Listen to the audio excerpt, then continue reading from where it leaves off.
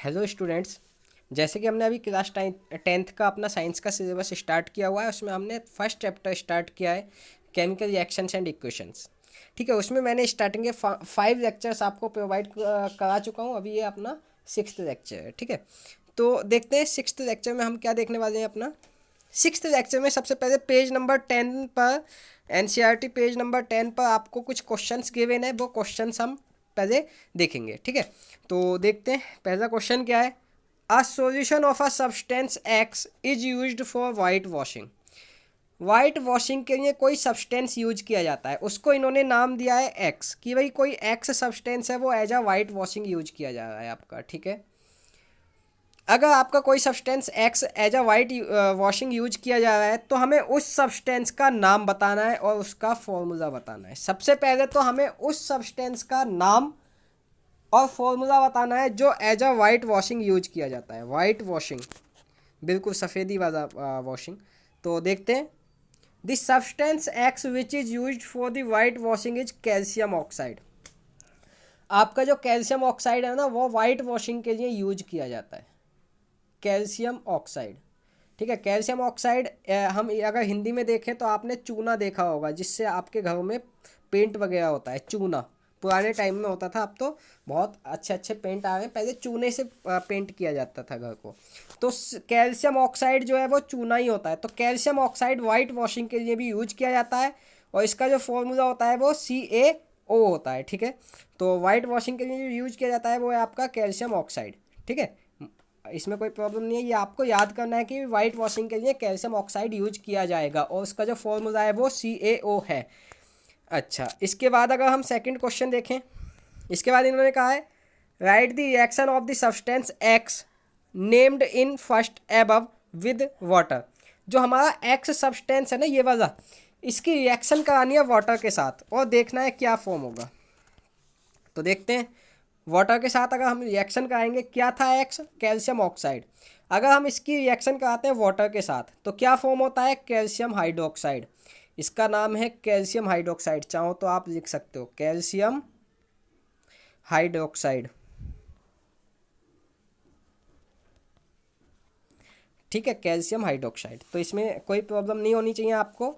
तो वाटर के साथ भी हमने रिएक्शन कर दी। अच्छा, इसको मैंने बताया था, ये जो होता है चूना होता है जो हम दुकान पे से खरीद के लाते हैं। ठीक है, इसके बाद जब हम उस चूने को पानी में मिला देते हैं तो ये बन जाता है बुझा हुआ चूना। ठीक है, बुझा हुआ, वाटर एक्वस, CaOH का होल ट्वाइस। ठीक है, बुझा हुआ चूना जिसको यूज करके हम पेंट करते हैं। तो अगर आपने अपनी लाइफ में कभी चूना यानी कि कैल्शियम ऑक्साइड देखा हो, तो जब उसको पानी में हम डालते हैं ना तो बहुत ज़्यादा हीट प्रोड्यूस होती है, यानी कि वो ऑटोमेटिकली पानी में डालते ही वाटर में डिजोल्व होते ही बॉयल होना स्टार्ट हो जाता है। जैसे आप वाटर को अपने गैस बर्नर के ऊपर रख करके बॉईल करते हैं ना, ऐसे ही चूने को अगर हम पानी के अंदर सिंपली डाल दें, कुछ हीट वगैरह ना दें, तो वो ऑटोमेटिकली बॉईल होना शुरू हो जाता है। इतनी हीट होती है कैल्शियम ऑक्साइड के अंदर। तो इसीलिए कहते हैं इसको चूना कहते हैं, इसको बुझा हुआ चूना कहते हैं। बुझा हुआ चूने का मतलब है जितनी हीट थी इसके अंदर वो बुझ चुकी है, यानी कि वो पानी के साथ मिक्स हो चुका है अब। ठीक है,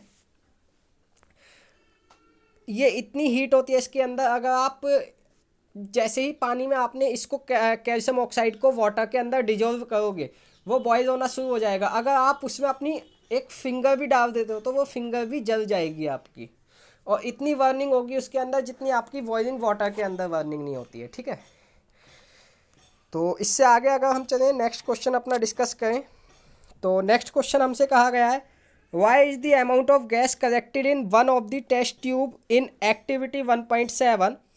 एक्टिविटी 1.7 में 2 टेस्ट ट्यूब हमने यूज किया, उनमें से एक टेस्ट ट्यूब में क्या है, double the amount collected in the other. यानी कि 2 टेस्ट ट्यूब हमने यूज किए हैं।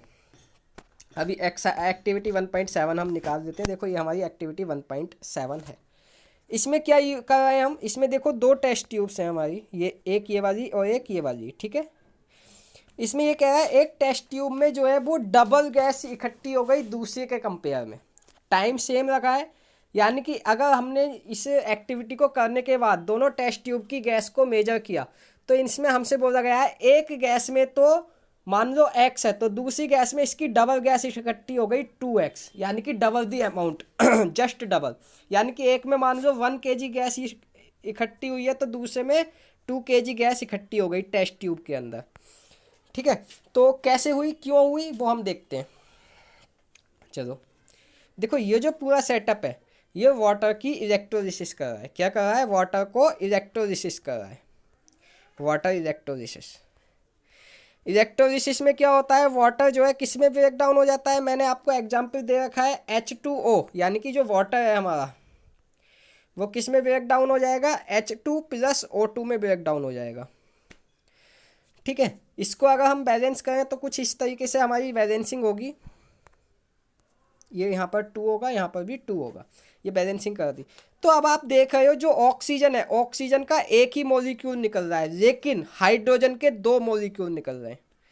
तो इसका मतलब है कि हाइड्रोजन वाली जो है ना वो आपकी डबल अमाउंट में इकट्ठी हो जाएगी जब वाटर की हाइड्रोलिसिस होगी तो। ठीक है, तो हमसे यही बोल रहा है कि ऐसा क्यों हुआ है, तो ये ऐसा इसीलिए हुआ है क्योंकि जब हम वाटर की हाइड्रोलिसिस करते हैं तो जो हाइड्रोजन गैस है वो डबल अमाउंट में रिलीज होती है। एक मॉलिक्यूल ऑक्सीजन का रिलीज होगा तो 2 मॉलिक्यूल हाइड्रोजन के रिलीज होंगे, इसीलिए हाइड्रोजन गैस जो है वो डबल रिलीज हुई है। इसके बाद हमसे पूछा है कि उस वाली गैस का नाम बताओ जो डबल हुई है, तो नेम दिस गैस। तो इस गैस का नाम क्या है, हाइड्रोजन गैस है। ठीक है, देखते हैं अभी कैसे लिखना है answer.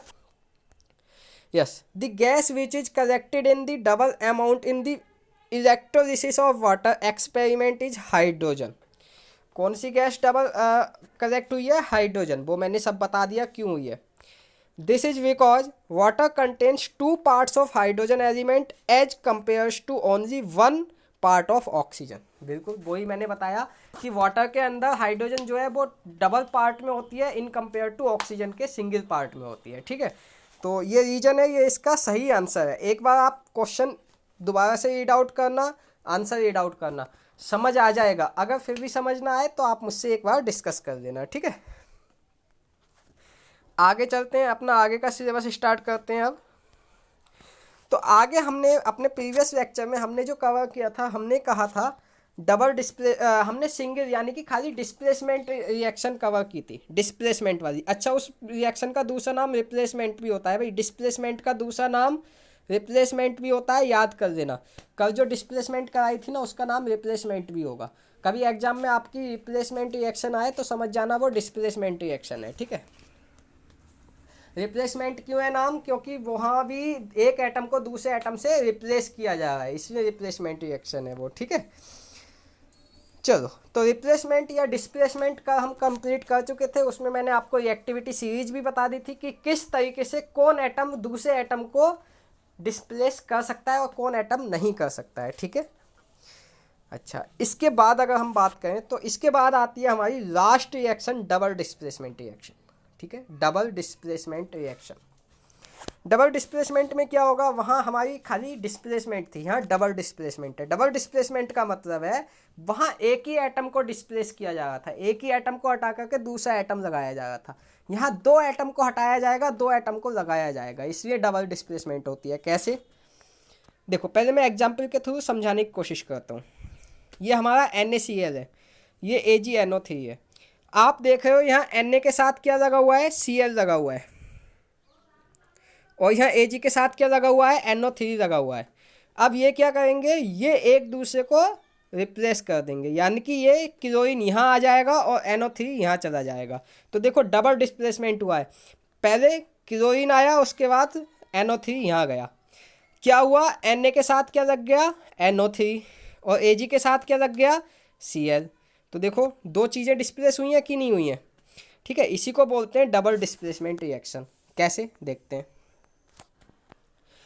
The reaction in which 2 compounds react to form 2 different compounds by mutual exchange of ions।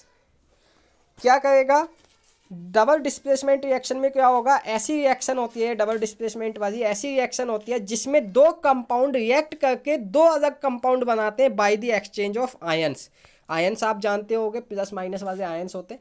तो ये भी एक तरीके के आयंस ही एज आयंस एक्ट करते हैं। क्यों, क्योंकि अगर NaCl है आपका तो NaCl किस में ब्रेक होगा, Na प्लस Cl माइनस में ब्रेक होगा। ठीक है,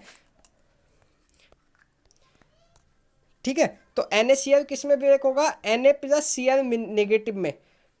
ठीक है भाई, Na प्लस Cl नेगेटिव में। ऐसे ही AgNO3 किस में ब्रेक होगा, Ag प्लस 2 और NO3 माइनस 2 में ब्रेक होगा। ठीक है, तो यहाँ किस किस ने अपनी जगह बदली है, ये माइनस वालों ने अपनी जगह बदली है। देखो Cl कहाँ पहुँच गया, Ag के साथ, Cl कहाँ पहुँच गया, Ag के साथ, और NO3 कहाँ पहुँच गया, Na के साथ।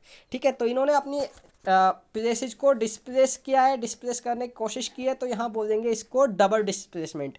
क्यों, क्योंकि दो एटम की यहाँ पर डिस्प्लेसमेंट हुई है। ठीक है, तो दो एटम ने अपनी जगह चेंज की है, तो इसको डबल डिस्प्लेसमेंट बोला जाता है। ठीक है, वहाँ हम देख रहे थे तो वहाँ खाली एक ही एटम था जो दूसरे एटम को डिस्प्लेस कर रहा था, तो वहाँ सिंगल डिस्प्लेसमेंट रिएक्शन थी। ठीक है, तो ये मुझे लगता है ये समझ आ गया होगा। इसके बाद सेकंड एग्जांपल देखें तो जिंक सल्फेट ZnSO4 और BaCl2 बेरियम क्लोराइड, क्या होगा, ये जो क्लोराइड है ये जिंक के साथ चला जाएगा और ये जो सल्फेट है ये बेरियम के साथ चला जाएगा। देखो यहाँ भी डबल डिस्प्लेसमेंट हुई है, तो इसको भी क्या बोलेंगे हम, डबल डिस्प्लेसमेंट रिएक्शन बोलेंगे। तो मुझे नहीं लगता शायद कोई प्रॉब्लम है यहाँ पर आपको। ठीक है, अगर फिर भी कोई प्रॉब्लम है तो आप डिस्कस कर लीजिए मुझसे। ठीक है, कर लेना, बाद में आप मुझे कॉल कर सकते हैं। ठीक है, अच्छा, इसके बाद की अगर हम बात करें तो types of double displacement reaction. Types of double displacement reaction में क्या है, जैसे डिकम्पोजिशन रिएक्शन के टाइप्स थे वैसे यहाँ पर भी डबल डिस्प्लेसमेंट रिएक्शन के टाइप्स हैं। कौन कौन से हैं, पहला है प्रेसिपिटेशन रिएक्शन। ठीक है, प्रेसिपिटेशन रिएक्शन, दूसरा है न्यूट्रलाइजेशन रिएक्शन।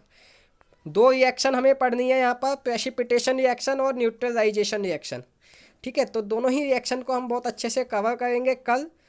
तो आज अपना सिलेबस हम यहीं तक कवर करते हैं। ठीक है, इसके बाद की हमारी एक ही टॉपिक रह जाएगा ऑक्सीडेशन एंड रिडक्शन, उसके बाद कोरोजन एसिडिटी, यानी कि लगभग 2-3 दिन का अभी चैप्टर अपना बच रहा है। उसके बाद हम NCERT के क्वेश्चंस वगैरह डिस्कस करेंगे। ठीक है, तो इसमें अगर आपको कोई प्रॉब्लम हो तो आप मुझसे डिस्कस कर सकते हैं, नहीं तो कल हम आगे का सिलेबस कंटिन्यू करेंगे। ठीक है, ओके, थैंक यू।